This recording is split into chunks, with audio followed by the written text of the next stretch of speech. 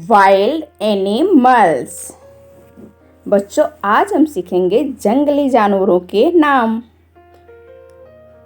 ये है lion, LION, lion. ये है बियर, BEAR, बियर। ये है बच्चों मंकी, MONKEY, monkey। नेक्स्ट है ज़ेब्रा, ZEBER, ज़ेब्रा। ये है बच्चों टाइगर, TIGER, टाइगर। ये क्या है? ये है एलिफेंट, ELEPHANT,